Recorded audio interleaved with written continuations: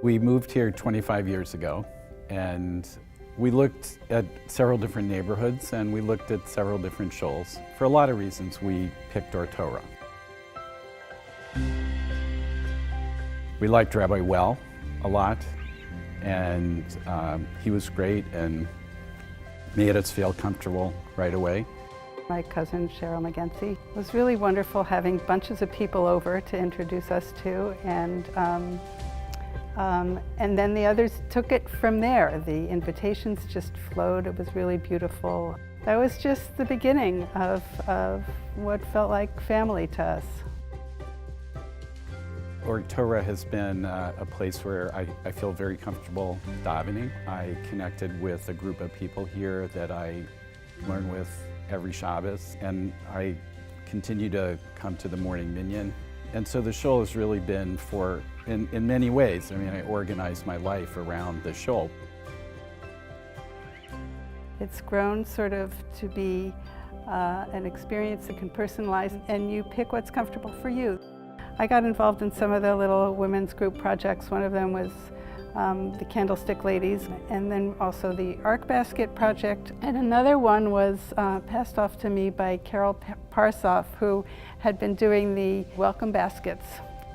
They were all things that involved just reaching out and just connecting with other people. And it keeps growing in that direction. It's really very nice.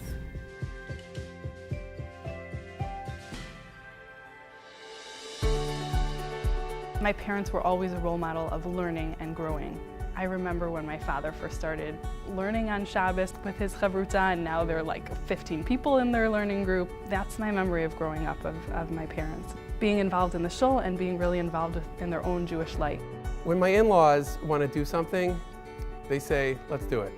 When they do it quietly, they do it without the fanfare, and they do it because it's the right thing to do. They're really fine, good, solid people who are, I think if I could define them in one word, it would just be yashrus. My in-laws are the ones who are there doing the right thing. The Greenlands are enormously caring, generous people, and they're a great resource for the community. Their impact is very, very much strong and very, very much behind the scenes. They both are very active in the Cy Greenfield Memorial Lecture. That's an annual lecture in a congregation about the nexus between science and Torah. And that's the kind of life that Phil and Aviva themselves live. Really a life of integration. And Phil and Aviva do that just in a marvelous manner. How fitting that that's the one thing that Phil agreed publicly to be associated with. Growing up, we always saw my parents involved with our schools, with our shul, with the community at large. And yet, somehow, they always found a way for us, for their family to come first. And now, as grandparents, they're unbelievably involved.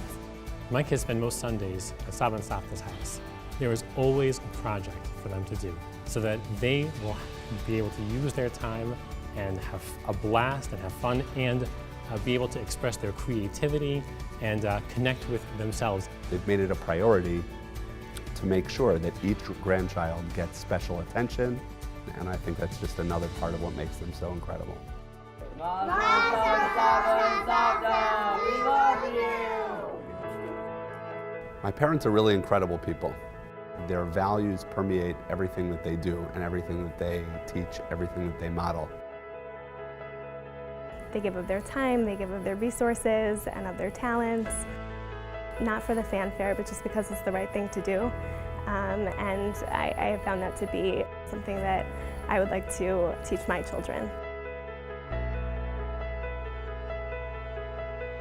My parents really taught us to live a life of virtue and of principles. They taught us to give to others and to think about others in whatever things we were involved with. They really represent the foundations of this community, and the way that they've still maintained this connection to the shul and this commitment and all the time that they're putting in both to the shul and to their personal learning and Jewish life is a big inspiration to me. Any shul provides a religious opportunity. But it's clear that this congregation is way more than the religious services that go on. It's been a big part of my life.